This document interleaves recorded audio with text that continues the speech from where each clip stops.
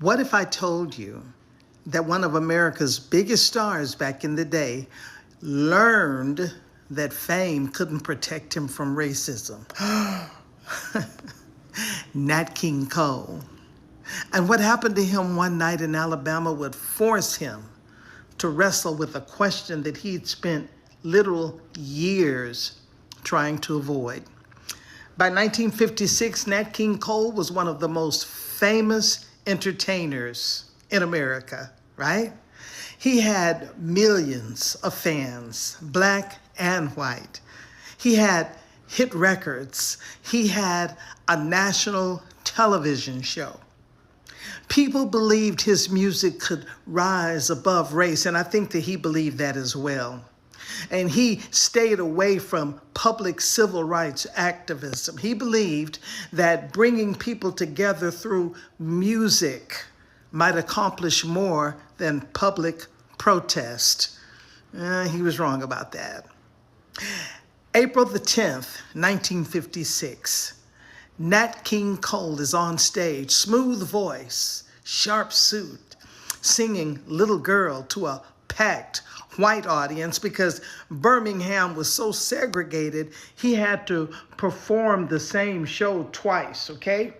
Once for the white audience, once for the black ones.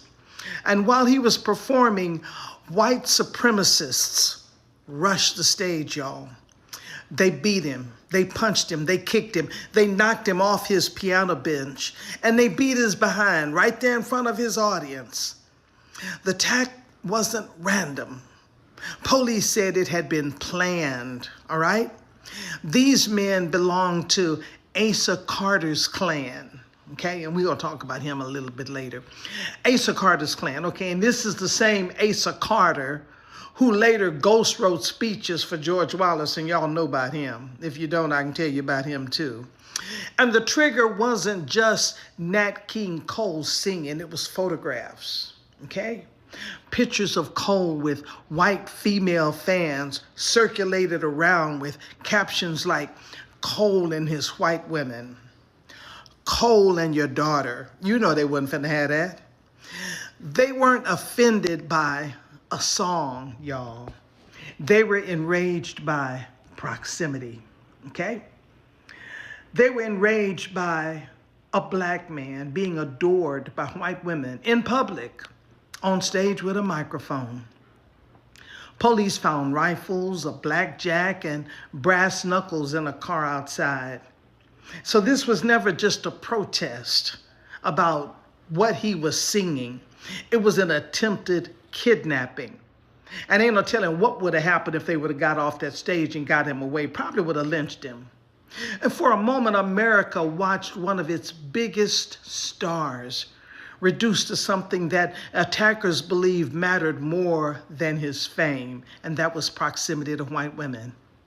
But here's the part that many people don't know.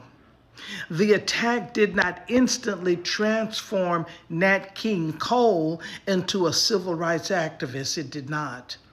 He continued performing in parts of the segregated South because he still believed that he could help break barriers from within. And that decision brought very harsh criticism from a whole lot of black leaders and a whole lot of newspapers too.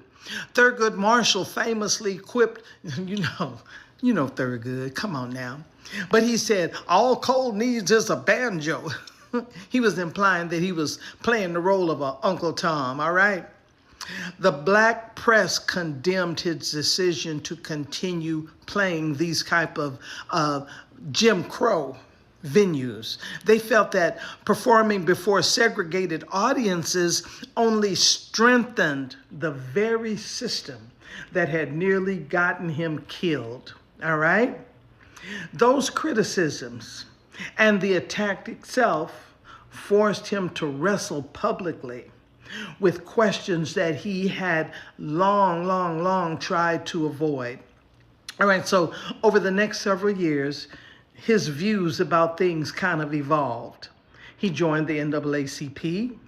He spoke out more openly against segregation. He began to use his platform, his influence, to push for change.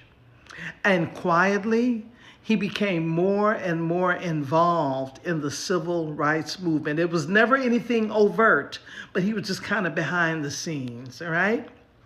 See, our history isn't always changed in a single moment. Sometimes it changes because one painful experience begins a conversation inside of a person that they just cannot escape, right? For Nat King Cole, Birmingham wasn't the end of his journey. It was not. But it was the beginning of a different one. Okay? All right, that's it for that about Nat King Cole. If y'all want to go deeper, I have something called Circle of Grace, where we go deeper into the content, deeper into our feelings, and it's not anything that you will see publicly out here. Everything is private in my private group, and the link is right here in my profile. All right, talk to y'all later. Bye.